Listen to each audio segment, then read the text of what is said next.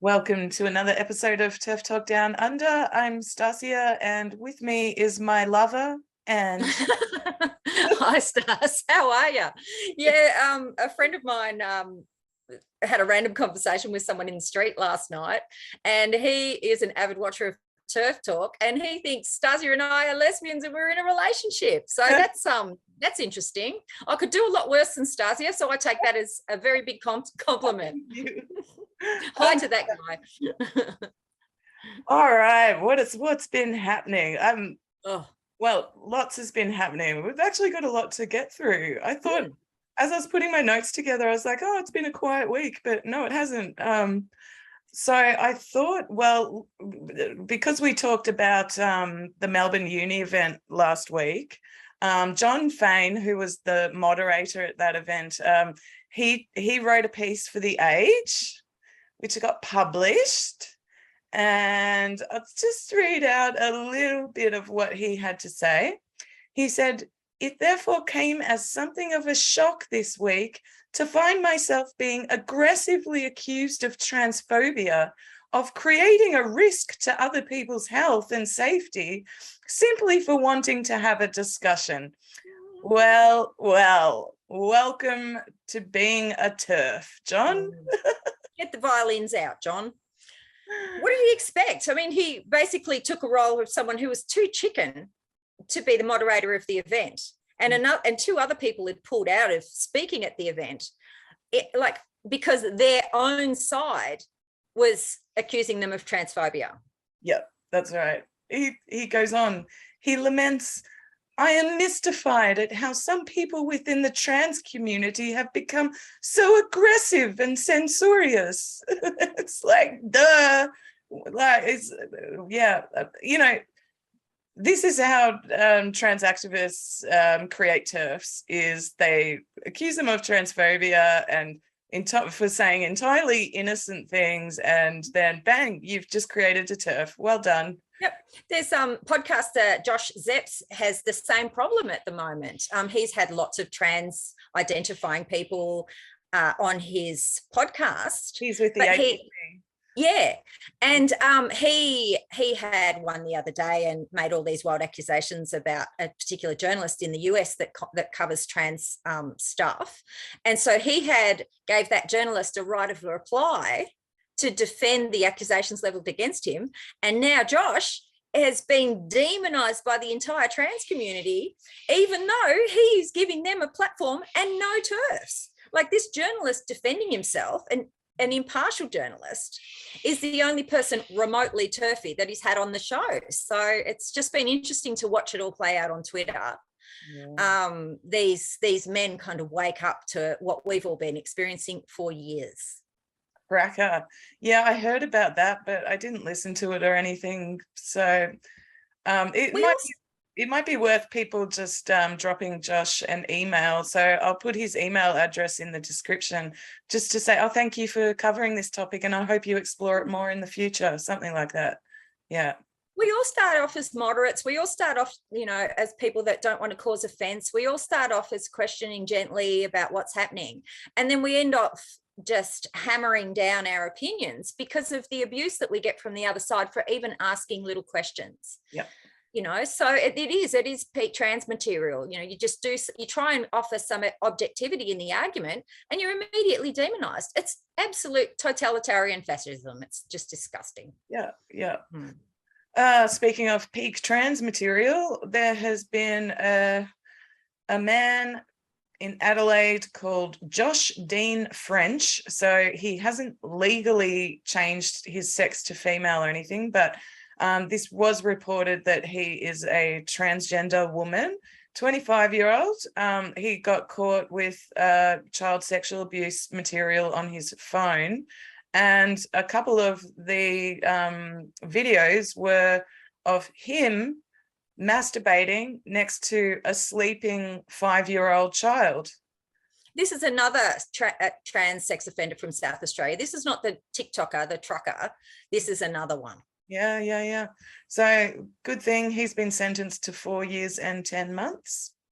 And I just got to say, it's interesting that we never see trans men in the news for committing these sorts of really heinous crimes, do we? No. Could it be something to do with biological sex, I wonder?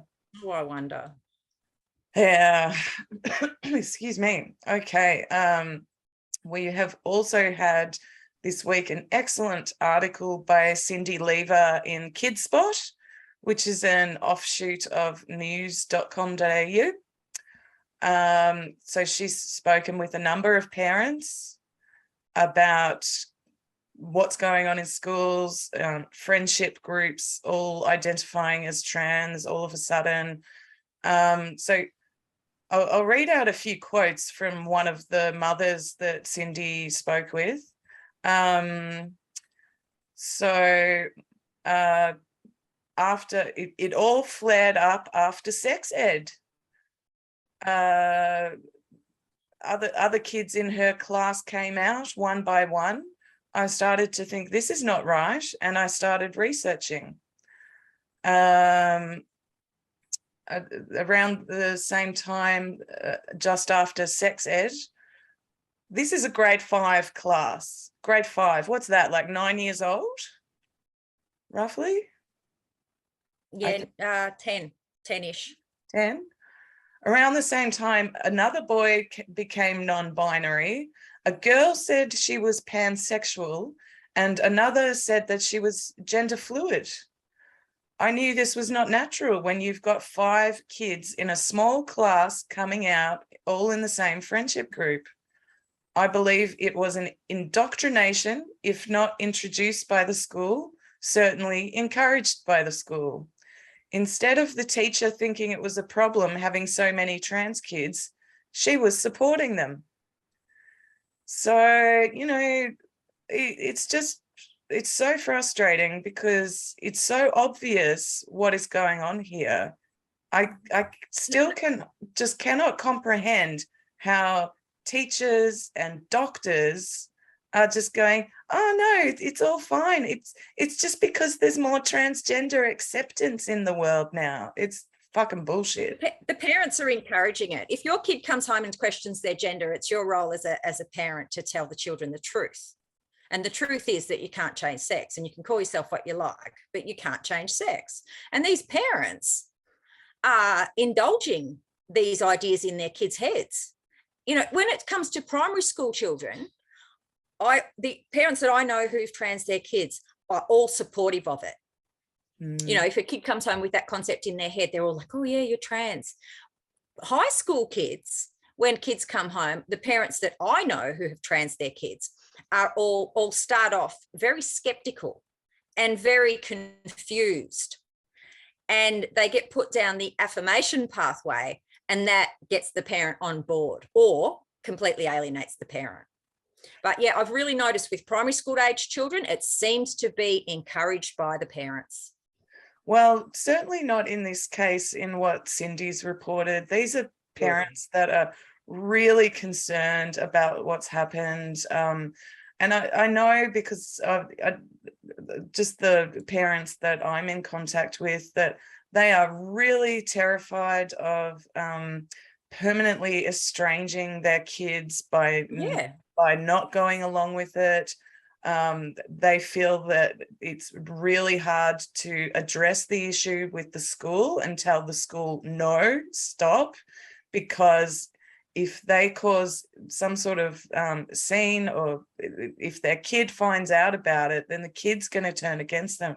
Such a difficult position to be in. I think what they're doing too. What we really need is parents whose kids aren't trans identifying need to start speaking up, because the parents with ROGD kids can't really. They're limited. Yeah. And the problem we have here in Victoria is the youth mental health system is completely captured. So you do the right thing and you think you'll get your child mental health support, and that if the school hasn't trans them, the mental health system will. CAMS, the child. So that just means parents. Sorry? CAMS, the Child and Adolescent Mental Health Service, is completely captured. I've seen photos. Services. I've seen photos of, you know, the reception area at some of these CAMS services, and it's just plastered in freaking trans and LGBT rainbows and trans flags. It's really bad. Really. And these services treat 12 to 25-year-olds. So they're introducing primary school age children to adult concepts. Oh, I don't know about CAMS. I think that cuts off at 18. Well, all the other mental health services like youth services and pardon? Like Headspace. Yeah, Headspace. That's it. That's one. Headspace for sure. All of them. Yeah. And then they refer to -18. Exactly. There's a mum in WA, a parent whose daughter transitioned, and she tagged me in some screenshots she's taken of this service called Our Place, and they're supported by so this is WA. They're supported by the Youth Mental Health Services Headspace and Youth Focus. They've got support from a community legal service called Midless, and also the City of Swan. So a local city council in WA are all supporting this Our Place thing. And what does Our Place run? It runs groups and workshops for 12 to 25-year-olds. It's ridiculous. It's a huge safeguarding red flag to have 25-year-old men hanging around with 12-year-old girls. Are you kidding me?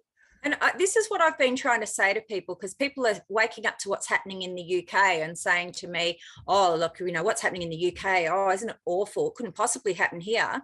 And I go, what do you think -18 is? It's Mermaids. Yeah. It's the same.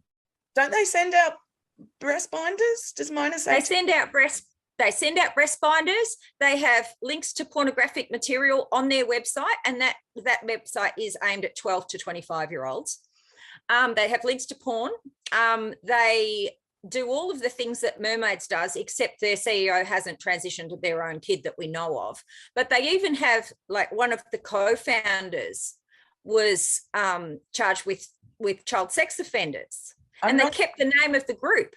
I tried looking into that this week. I don't think he was charged. I think what it was that he had written a really questionable pro-pedophile piece. Well, that's bad enough. In the 80s. So it really needs a bit more research to you know, we need these citizen investigators now, these citizen journalists to be investigating these organizations, because that's how it got exposed in the UK. Yeah, because this stuff that's happening, people don't believe you. They think we're tinfoil hat lunatics.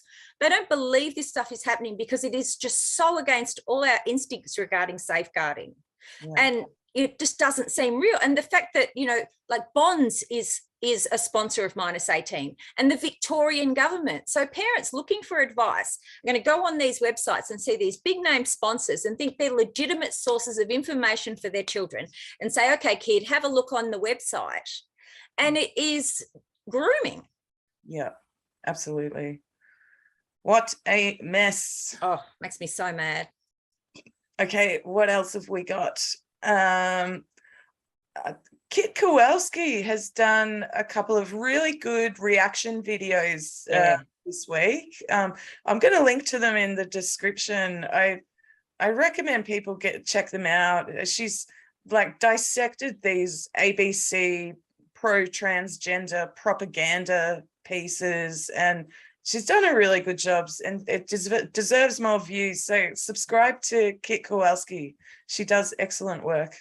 Yep. WPATH.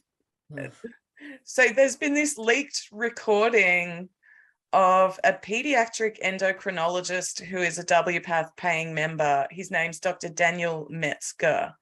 And he's talking about, you know, discussing fertility preservation with kids who are about to go on puberty blockers and cross-sex hormones. And he admits that children are not capable of consenting to being sterilized. He said, no, the kids are nowhere in any kind of brain space to talk about it being fertility preservation. So just damning stuff. I read a disturbing tweet the other day where a detransitioner was talking about being contacted by other, kids who'd had double mastectomies. And these kids had been led to believe that their removed breasts would grow back if they started taking female hormones. Yeah. Now, who the hell was cutting the breasts off kids who actually believe that? Yeah. Now, back to WPATH, Brad Hazzard, the New South Wales Minister for Health, admitted that he gets all his advice on transgender issues from WPATH. Now, that is the agency that recommends there is no minimum age for medicalising children. That is so bad. I'm going to email him. I'm going to talk about the eunuch archives. Yeah. And eunuchs, recommends eunuchs for non-binary, recommends nullo surgery for non-binary kids. That is just such an indictment, and it really shows that even the freaking health minister of New South Wales has no idea what's going on. Oh, he knows. They must know. I think they know, and I think that they will be scurrying like rats from a sinking ship, and I will never let them forget what they've done, ever. Yeah. I better live to be 110, but I'm going to watch them all go to jail or whatever. Shocking. Well, our guest has arrived. Oh, Woody. Long distance guest. Yes, we've got someone joining us from England. I believe it's England. I believe you'll be able to tell by the accent. Well, I'm pretty sure Surrey is in England. Yeah, okay. It sounds English. So we have Andrew joining us. He's nearly there. Hello. Hey, Andrew. Hiya, can you hear me? Yeah, excellent. Great. Thanks so much for coming on. Now, I've invited you on because was it last week or the week before we had on Kate from Ballarat, and Ballarat City Council is currently putting into place this, full-on pro-trans LGBT QIA plus action plan. And one of the men that is really pushing this is a man who I like to call Sean Mulcahy, but what's his surname? I don't know how to pronounce his surname. Mulcahy. Mulcahy? We'll go with that. So Sean has been really pushing this. And Andrew, you had a sort of front row seat to the transgender takeover of the UK Greens party. And Sean was there. That's right. Tell us about it. What did you observe? Well, it was kind of sneaky the way everything was done, because it's around the time of Aimee Challenor, obviously. And Aimee Challenor and Sean Mulcahy, I mean, a lot of them were, I showed you some of the motions. So you'll have Aimee Challenor putting in a motion, and it's supported by Sean Mulcahy. Aimee Challenor walks around like Darth Vader with little minions running around his feet, and there's no, and he never seems to do anything, just in and out of conference. And he never, and he said, because he's poor optics. So what they did was they got Sean, who could talk the hind leg off a donkey, to introduce this, and he would waffle on for hours. And it gets supported by somebody called Kirsty Jones, Nate Higgins, who are young Greens, and they're all very good looking. They're great optics. And they were just bamboozling the normal members who never had a clue what was going on. Didn't have a clue. Wow. So I remember you telling me they had these little breakout sessions where what you're meant to be coming up with policy ideas or something in these breakout sessions. Or is that how, have I got that right? Yeah, they're called workshops. Right. The idea is that a small group of probably about 25, 30 people, sometimes less, but they're called workshops, and the idea is you go over the motion, and you come up, you discuss the motion, and there's a straw poll as well, which is quite important, because when that goes to the plenary, the straw poll's read out. So if say 45 are for and 20 against, a lot of the members will just go with what the straw poll was. So what they would do in these little workshops they would pack them out for their motions. We used to just call them sex motions, although they're nothing to do with sex. And in one of them, I remember at Bournemouth, a lot of people couldn't make it because of bad snow. And I remember one of the workshops, and it was actually for making changes to the disciplinary process. And Sean Mulcahy talked for virtually the whole of that workshop. They're only about 15 minutes, 20 minutes long. And I sat there, and I was a fairly new member. I had no idea what he was talking about.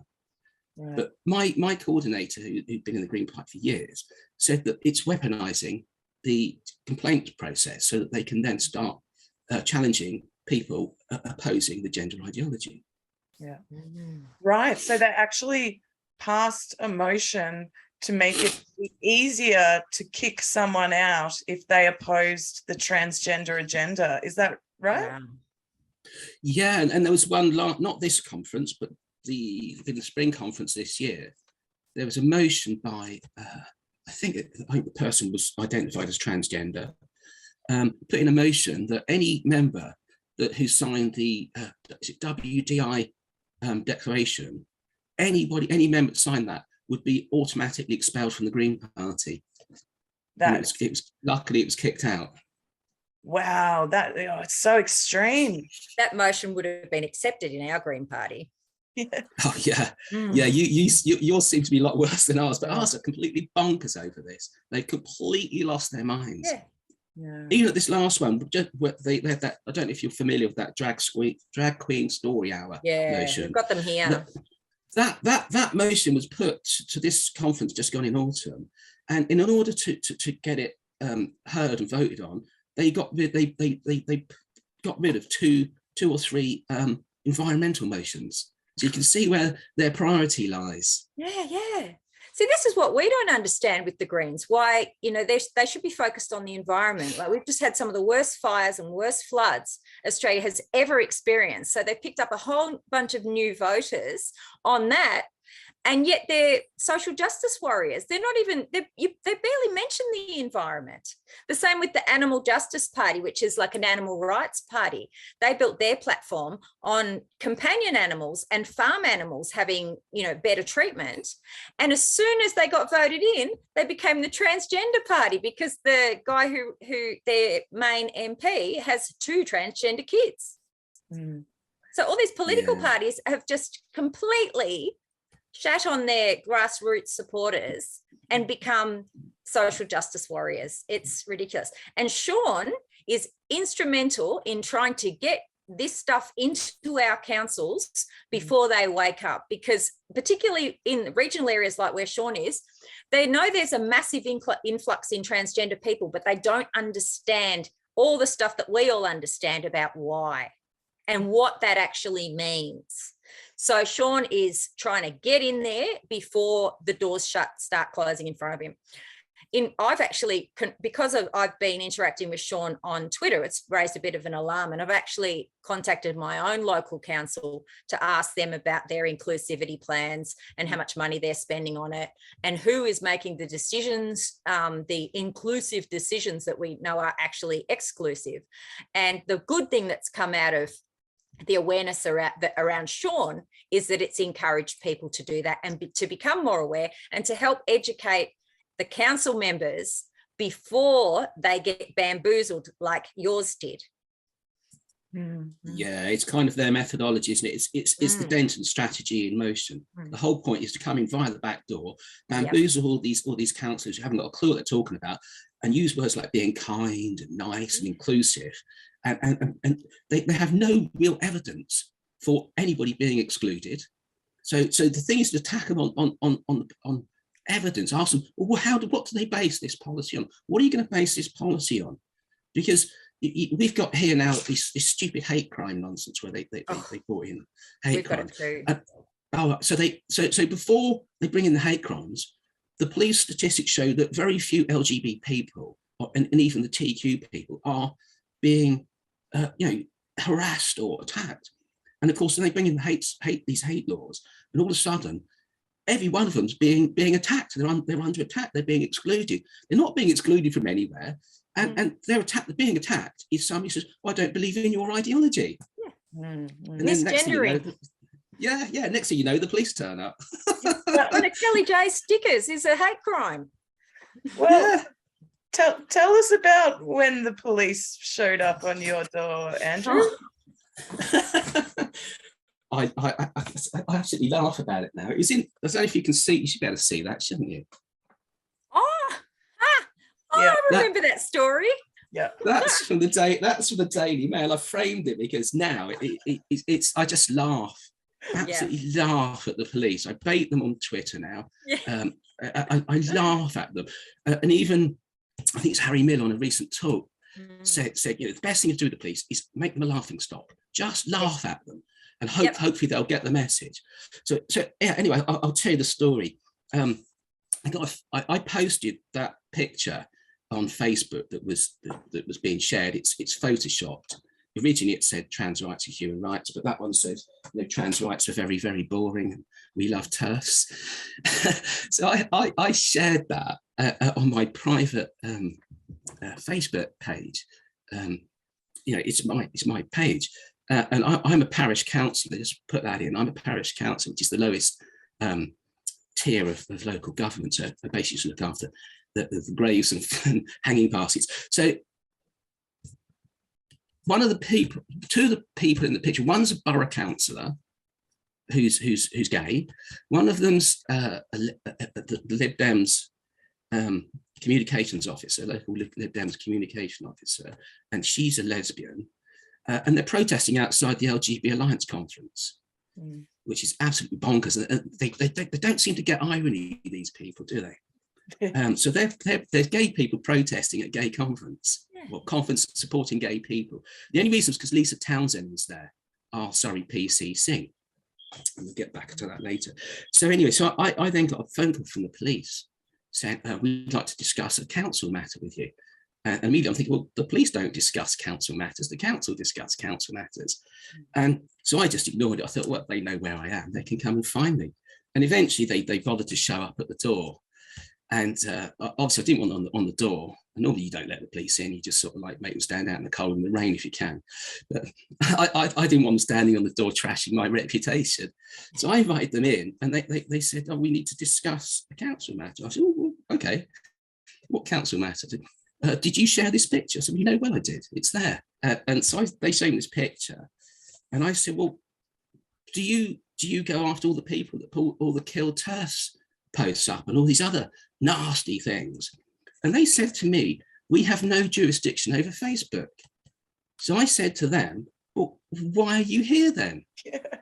And they were a little bit flustered. And then I thought, well, I've got them now. So I'm going to read them my legal rights, my rights. So I read them the Harry Miller judgment, that they're not supposed to be doing this in the first place and it violates people's human rights. I read them Article 10 of or at least a summary of the Article 10 human rights, which means I have a right to express my opinion without any interference from the government or local government, and including the police. So, and I read them the Maya Forstater judgment as well, just so said that you're violating my human rights. And they said, well, we just need you to come down to the police station and for an interview. And I said, well, okay, I need to get legal advice on that. So I didn't bother getting legal advice. I just went on Gender Critical Humans, and it was suggested I just messaged, or somebody might have messaged Harry Miller. Next thing I got Harry Miller from Faircott phone him up. And he said to Andrew, just tell the police to, do one, where to go. Tell them to take a hike. And he put it a lot more shorter than that, but I won't swear on this recording. And I said, I can't say that, Harry, for Christ's sakes. And he said, no, just tell them where to go. And I said, well, I'll tell them where to go. And I just phoned them up politely and said, I'm sorry, I'm not going to come for an interview, sort of thing. And Harry said, hopefully they'll come and arrest you and then we'll take Surrey Police to court. I got contacted by Lisa Townsend, the PCC, and she stated categorically there was no criminal offence, there was no hate speech offence, and that she would be taken up with the chief counsel and senior officers to put a stop to it immediately. And that's where it ended. It just ended. I probably got a non-crime hate incident against me, although they deny it, but that's where it ended. What's the PCC? What does that stand for again? Police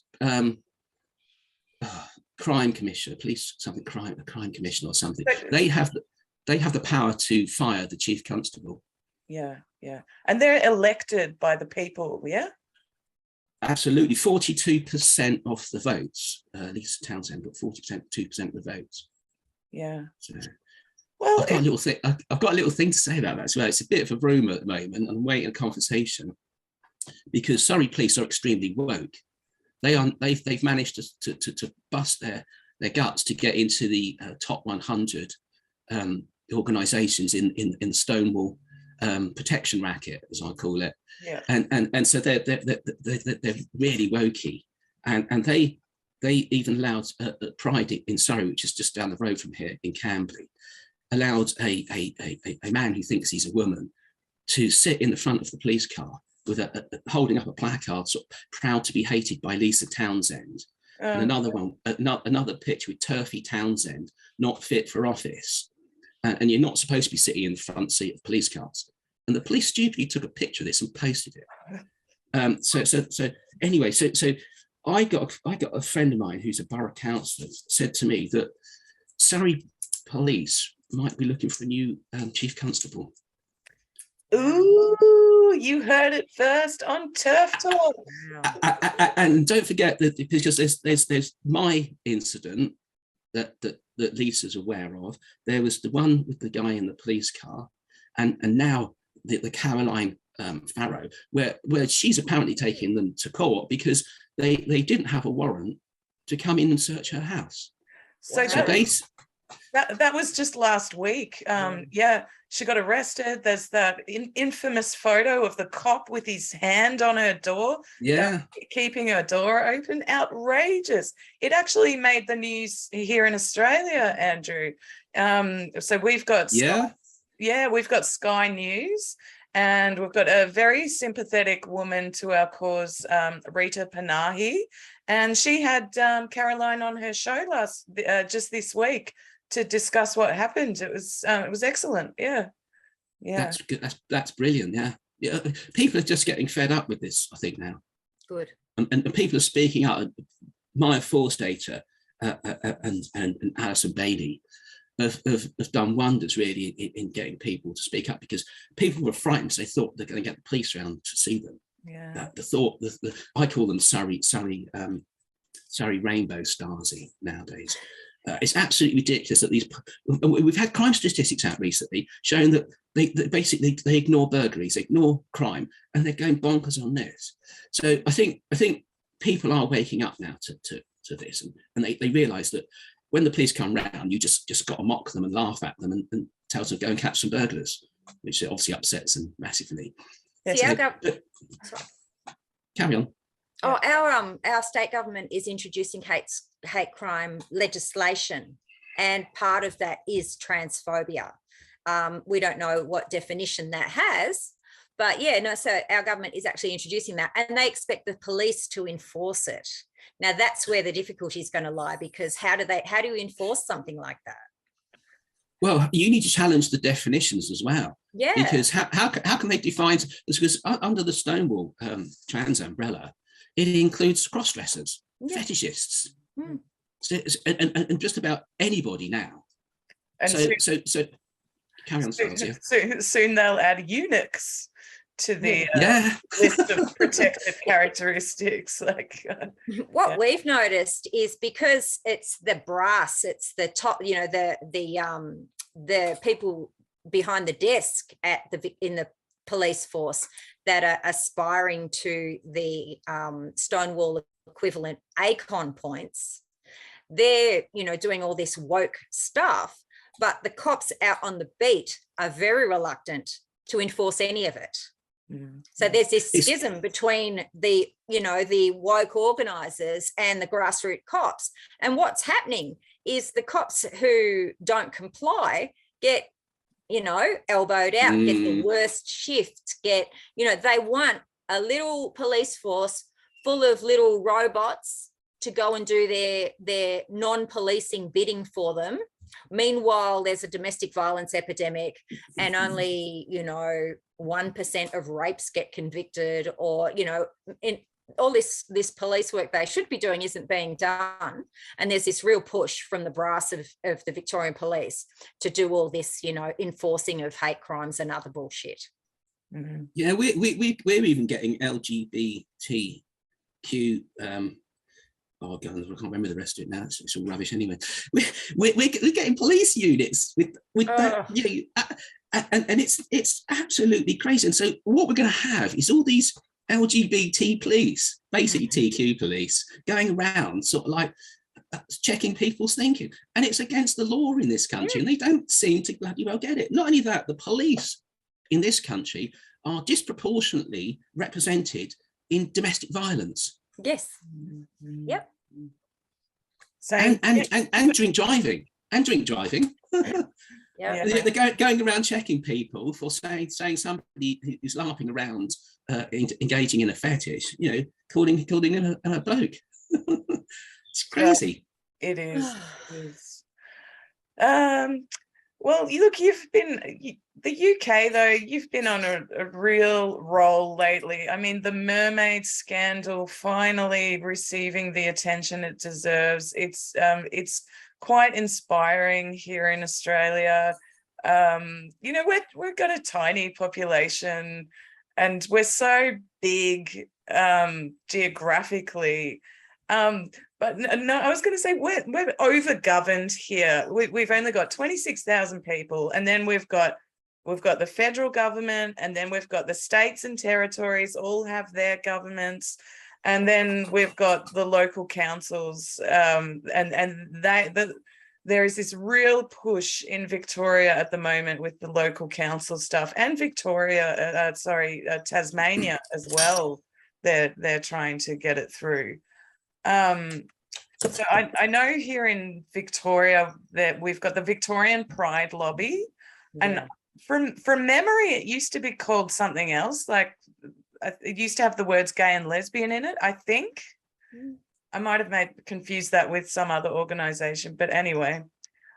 So the Victorian Pride Lobby created this rainbow tick accreditation thing, and it is all focused on local governments.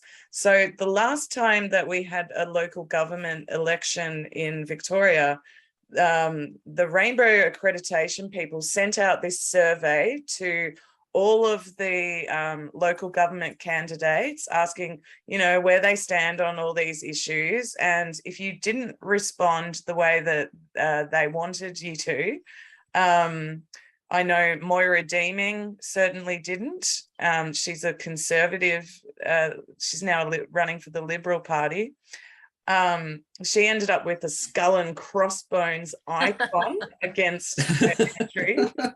We've also got Rohan Leppert, who's a Greens Party member and also sits on the Melbourne City Council, and he's a gay man, and he ended up with like question marks or watch this one because he said stuff about you shouldn't be medically transitioning gay and lesbian kids.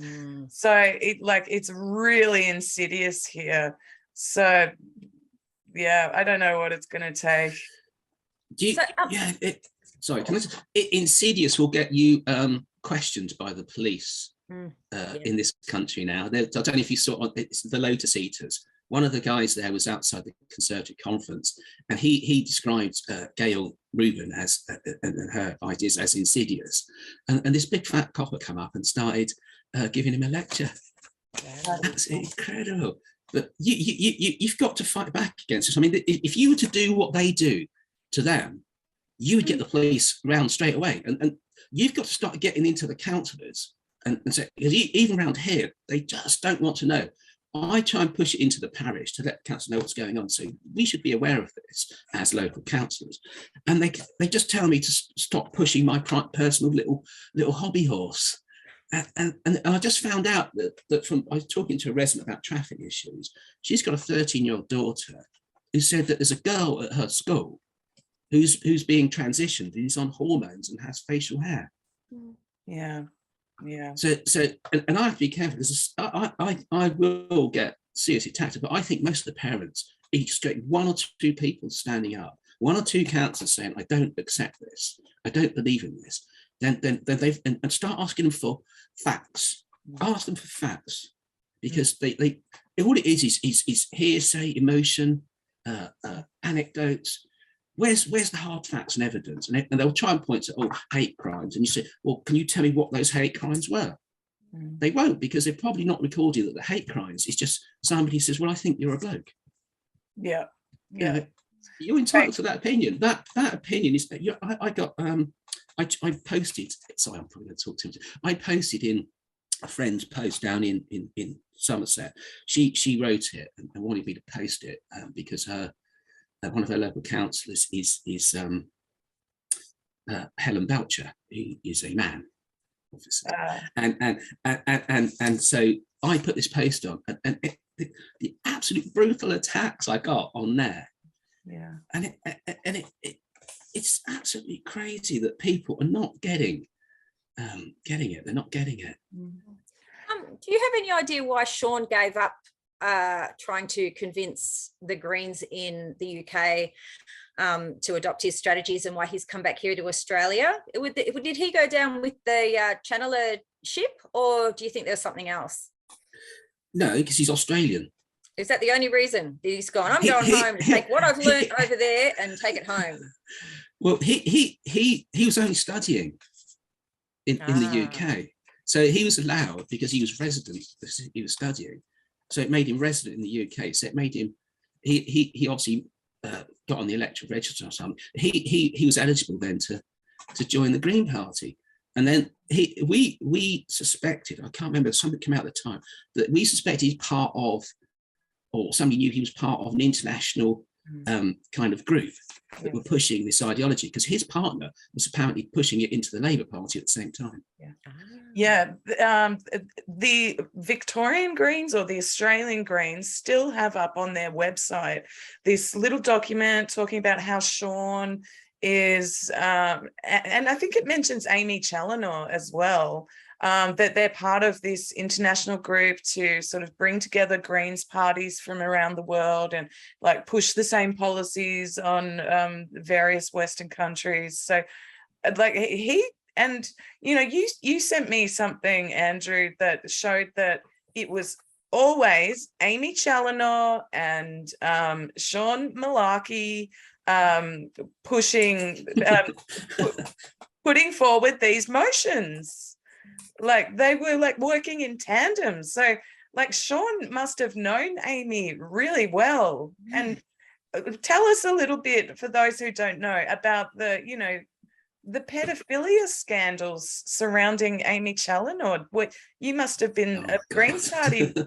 I will link there's a really good video that I'll link in the description that explains it all. But give us a hint of what you watched. I think Sean left before this all exploded. That's what I think. But yeah, it was dead funny. It was a guy called Andy Healy. I think he's back in the Green Party, but basically they tried to kick him out of the Green Party. Aimee Challenor wanted to take him to court, stop him saying anything. But yeah, it just came out that Aimee Challenor's father had imprisoned, I can't remember, a 10 or 14-year-old girl. I think it was 10. Imprisoned this girl up in the roof of the house. Aimee Challenor was living in the house at the time. Yeah. How the hell he didn't know what was going on? Was he involved with it? And at the same time, or just before he was convicted, his father was convicted. His father was pushing motions into the Green Party. He was acting as Aimee Challenor's election agent. he was heavily involved in the Green Party, pushing these motions and pushing Aimee to push these motions. And so so then obviously it all kicked off, that what happened, and Aimee Challenor at times being pushed to be by all the young Greens and the LGBT Greens to be deputy leader. Aimee Challenor can barely speak. He's not the most.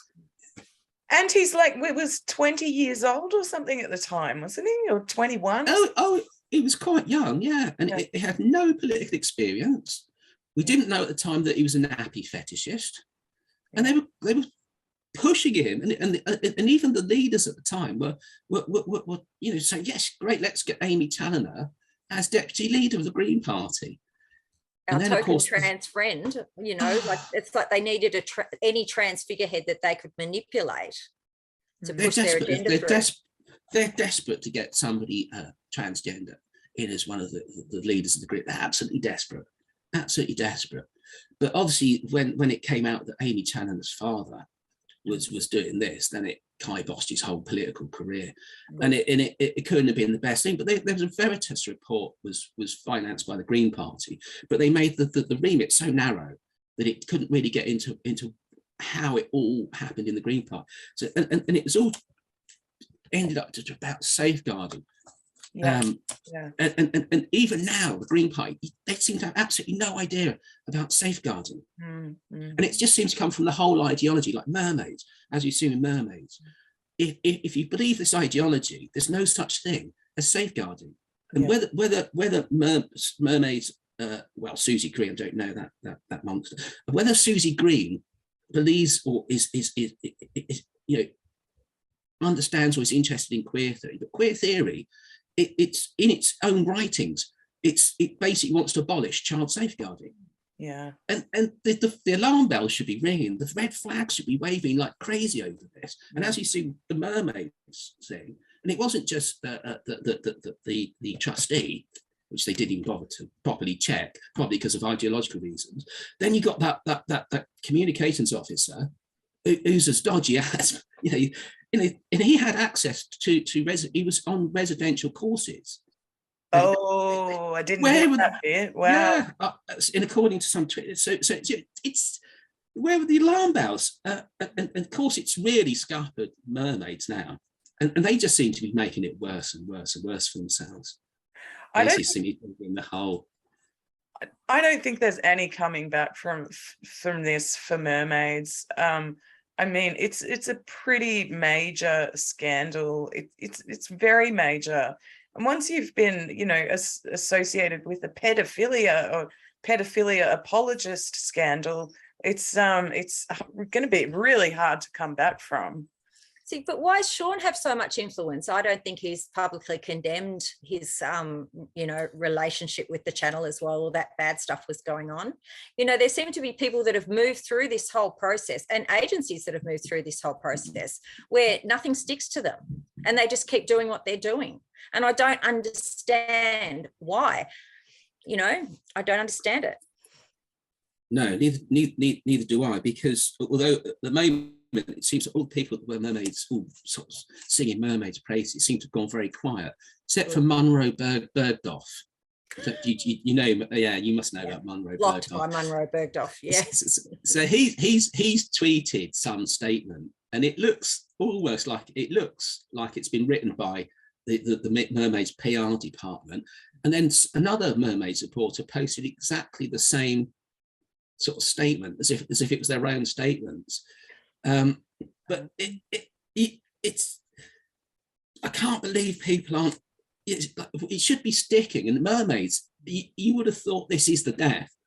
And obviously the Charity Commission's looking into them. The Charity Commission tends to be a bit of a sort of like a sloppy poodle most of the time. It needs to get some teeth on this, because this is paedophilia.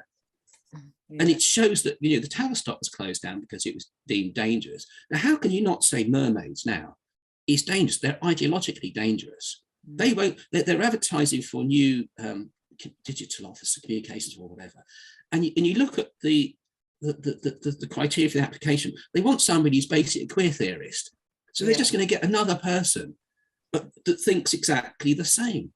Yeah, outrageous. That's my theory. Sorry.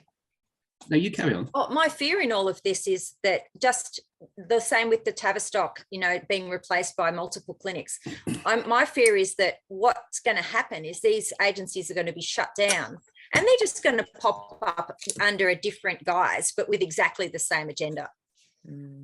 That's the fear, but the full CAS report's going to be coming out at some point. I can't remember when it is, because there's only been an interim report. I think that when that full CAS report comes out, I think that's going to make a lot of difference. But the theory is that these little like where they're going to sort of deal with these people more locally in smaller clinics, is the idea that they will have to do proper psychological assessments first, unlike Tavistock, where it's just sort of like they were just sort of kind of fast tracking autistic and gay kids.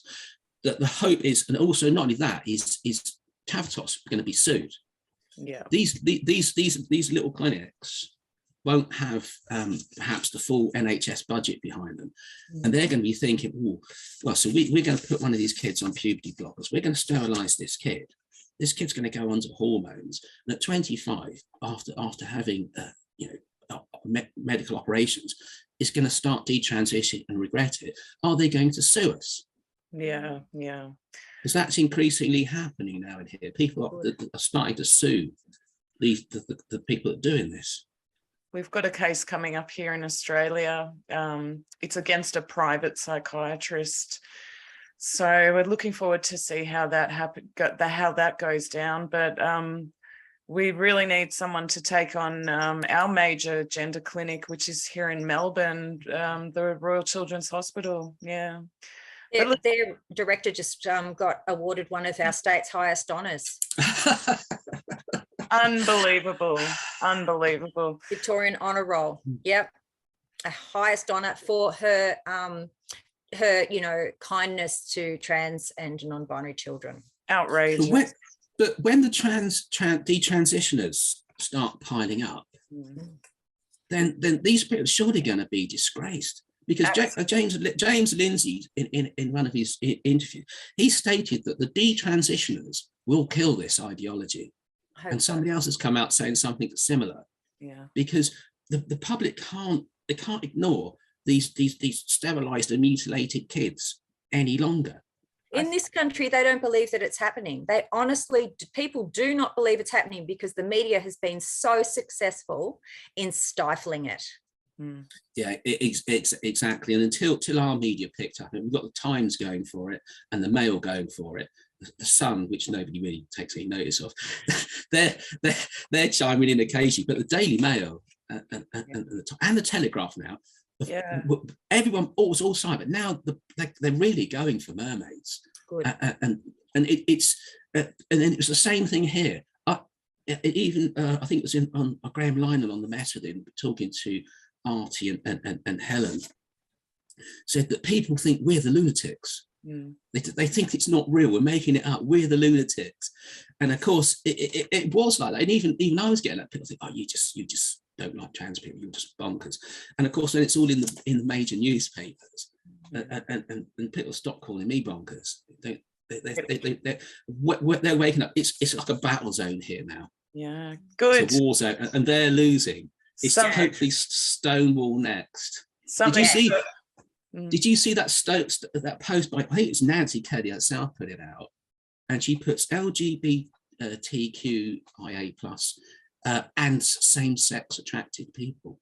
So she's putting same-sex attracted people outside of the LGB.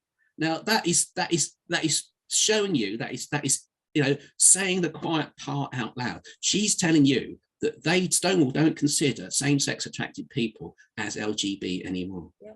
Outrageous. It's Andrew, right there in your face. Thank you so much for sharing all of this with us. We're going to have to wrap it up there. Thank you for being an honorary TERF alongside us. We really appreciate it. We need more men like you to, get involved and speak up. So thanks so much. Thank you. Okay, no, it's been an absolute pleasure, and good luck. Thank you. Defeating Sean Mulcahy. He needs to be stopped. Yeah. Challenge him at every step. We will. Cheers, Andrew. Keep in touch. Okay. Yeah. Bye then. Okay. Cool. Well, it was good to connect with a UK person. That's our first, aside from New Zealand. Yeah. See, but that's what I was saying before. Like everything that's happening in the UK, we have our equivalent here. Yes. So it is relevant. It's really relevant. And, you know, as we watch the process of the cards falling over there, we can, you know, get excited about them falling here. If we can crack through the sort of left-leaning media. Yeah, that's the tricky bit, isn't it? It's only a matter of time. And look, Melbourne University having that event last week, you know, that was a start. A very small one, but a start. I'm still waiting. I bloody hope they're going to broadcast it on the ABC. Looking forward to that. I'm hoping that will cause waves. I'm hoping that finally, like Sky News and who else? The Australian will finally take notice of the Akon scandal, but we'll see. Oh, Bernard's been trying to report on Akon for a while, hasn't he? He's been trying to report on everything. Yeah. What else? We've got a few more bits and pieces of news. We've got about 5 minutes, I reckon, Ange. So there was a Married at First Sight star, Amanda McAuliffe. She, on her Instagram account, expressed concern about I think she was at a restaurant or something. I can't remember. In Melbourne. Yeah, and they had women and non-binary on the toilets. And so she was like, you know, well, isn't that just going to let any man in? And so this was reported in the Daily Mail, and the journalist says, gender-neutral bathrooms have become a battleground in recent years between trans advocates who support them and right-wing feminists. I just thought that was so funny. Yeah. Well, she's a very attractive woman, and she's a lesbian, so she's, you know, going to be quite aware of a male in the you know, gender-neutral bathrooms. So yeah, it's and that just proves how out of touch mainstream Australia is with this argument, that woman didn't really realise it was going on until she stumbled into probably a war of words on Instagram. So that's how a lot of people discover the TERF wars, is because something thinking that and a response, and some people saying, oh, they're good, some they're bad, and instead they get demonised and called a right-wing woman. Right-wing feminist. Well, it's certainly how I became a TERF. Anyway, it was what did I say? Pregnant women instead of pregnant people. And this woman just like went nuts in the comments at me. It was so bizarre. And I was like, right, I have to read up on this. I have to learn about this because this is crazy. Yes. Tell me about the AFLW stuff, because I didn't follow any of that this week. Someone sent me a picture of the AFLW Bulldogs team, and they have a new Pride jersey that was created by the Pride in football group or whatever they are, and it's basically the old the Bulldogs jersey, which is blue with red stripe through the middle with white, but it is now pink and blue. It is a transgender top, and we'll put a picture in the comments. But it's, you know, it's the Pride. It's for the Pride round, but it's not even Pride. It is just trans. Yeah. Now, I asked, why aren't the men's team wearing a Pride jersey, let alone a transgender jersey? Yeah. And in the promotional picture, there was a trans identifying male standing next to two players and another woman. And what really got me, because I look at AFL players, they're in their early 20s, and to me, they're like children, you know, they're young, was that picture was basically encouraging girls to ignore their red flags regarding safeguarding. So, you know, saying, oh yeah, we're all inclusive here and trans is cool. And you're saying that to, you know, AFLW fans, which are normally young girls, particularly, who want to grow up to be footballers. And you don't see the same thing in the men's league. You don't see anyone advocating for trans men to play AFL. You don't see anyone advocating for trans men to go into and coach or into the change rooms of men. It's all directed towards the AFLW. And of course, the AFLW is very compliant because, you know, women have to be compliant. And yeah, so it's just a great big propaganda thing for pro-trans. And it's not pro-LGB because there's a lot of lesbian women playing AFLW, a lot of, you know, cool, sporty, attractive lesbian women, and any of them could be put forward as a role model for inclusivity, but we're going to include men. It's including trans people, and that's it. So now it's horror. The photo is jarring. Okay. I haven't seen it. Yeah. Okay. Oh. Definitely send that through to me. Well, also in sport, there was a new research by Brazilian scientists. They compared a number of transgender women with women in terms of physical performance. And they found that even after 14 years of taking hormones, that trans women still had, they're still 20% stronger, and their ability to use oxygen during exercise was 20% greater than women because they have bigger hearts and lungs, and that doesn't change by taking hormones. So I'm so shocked. I know, it's like like we needed a whole scientific study on that. When that wouldn't get funded in an Australian university or anywhere else. Like none of that stuff gets funding. Just like funding into the impact of pornography doesn't get funded. It's like there's these issues that are untouchable that people just don't want to know, and they won't get funded. It's too controversial. It's too much of a challenge, so they won't fund it.